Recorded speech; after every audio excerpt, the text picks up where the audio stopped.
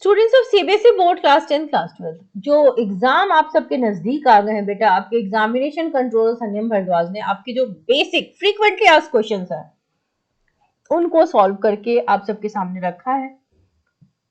आपके questions, how should I improve my presentation, क्या presentation के एक्स्ट्रा मार्क्स दिए जाते हैं? एक्स्ट्रा मार्क्स सीबीएसई कहता है कि प्रेजेंटेशन के नहीं मिलते हैं, बट अगर प्रेजेंटेशन नहीं है, कॉपी खराब से लिखी हुई है, तो मार्क्स जरूर कट सकते हैं। ठीक है, सो जितना नीट वेल ऑर्गेनाइज्ड आपका आंसर बुक होगा उतना अच्छा है। Is whitener allowed? अगर आप and can be use gel pen? Use of whitener is not permitted. Yes, आप जेल पेन बेशक यूज कर सकते हैं, royal blue ink. Do examiners deduct marks for exceeding the word limit? Usually marks जो है वो डिडक्ट नहीं किए जाते, बट कुछ चीजें ना टीचर टू टीचर वेरी करती है, इसलिए आपको बहुत ज्यादा एक्सीड नहीं करना चाहिए। ठीक है, मार्क्स फॉर स्पेलिंग कटते हैं क्या? तो स्पेलिंग के मार्क्स लैंग्वेज पेपर में काटे जाते हैं। जैसे हिंदी में आपने स्पेलिंग गलत लिखी, इंग्लिश में लिखी तो कट जाएंगे, लेकिन साइंस में लिखी, एसएसटी में लिखी, फिजिक्स में लिखी, केमिस्ट्री में लिखी तो नहीं कटेंगे, बायोलॉजी में लिखी नहीं कटेंगे, इकोनॉमिक्स में लिखी नहीं कटेंगे। ठीक है, is it compulsory to write the answers in the same sequence as in the question paper? No, it's not, absolutely not necessary. आपकी चॉइस है, लेकिन अच्छा ये रहता है कि आप सेक्शन वाइज लिखो, सेक्शन ए बी करके, ताकि आप कंफ्यूज ना हो जाओ। कई बार बच्चे किसी एक सेक्शन का आंसर किसी दूसरे में भी लिख देते हैं, इसलिए स्पेस छोड़ दो अगर आंसर नहीं आ रहा तो। If a choice is given to attempt any one of the question in the board exam, can we attempt both? हाँ, ये बड़ा बच्चे करते हैं।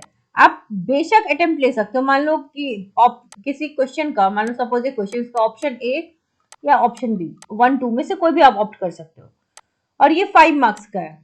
तो मान लो आपने 1 जो है, टीचर ने सबसे पहले 1 देखा, यहाँ पर अगर 5 में 3 दे दिया और ये 5 में 5 का आंसर सही आपने लिख दिया, तो भी टीचर का मूड है वो इसको ऑप्ट कर सकते हैं। रूल यही कहता है कि पहले जिसको देखता है टीचर उसी को ले लेता है।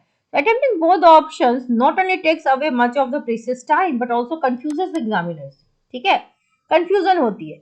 एग्जामिनर्स चूंकि लीनियंट होते हैं तो डेफिनेटली वो ये वाला मार्क्स चूज कर लेते हैं, बट आपको ऐसे कंफ्यूज नहीं करना चाहिए, क्योंकि आपको श्योरिटी है कि आपने किसको ज्यादा अच्छा लिखा है। Suppose I complete my paper before time and hand over the answer sheet and then realise that I incorrectly answered one of the question, तो क्या आपको आंसर बैक मिलेगा? Yes, you can request within the time limit. तो आपको हड़बड़ी क्या है, आपको देने की जरूरत ही क्या है? जब तक आपके पास आंसर बुक होती है, जब तक टाइम फ्रेम है, बना लिया है पेपर, तो keep revising, keep cross checking, कहीं पे स्पेलिंग एरर तो नहीं, कहीं पे कोई क्वेश्चन तो नहीं छूट गया, अच्छे से क्रॉस चेक करके, मैच करके। एंड आई डोंट थिंक कि अगर आपको पूरा पेपर आता भी है तो भी आपको इतना टाइम एक्स्ट्रा बचता नहीं है। मान लो कोई क्वेश्चन नहीं आ रहा है, किसी को ने आधा पर्चा ही खाली छोड़ दिया, तो क्वेश्चन पेपर से जो आपको समझ में आ रहा है उसी को कम से कम आंसर बना बना के लिखो। Take all the attempts. Attempt लेना इज वेरी वेरी नेसेसरी, ताकि आप अच्छा स्कोर कर सकें। आई होप कि सारे बच्चों के स्कोर अच्छे आए। Wish you all the very best.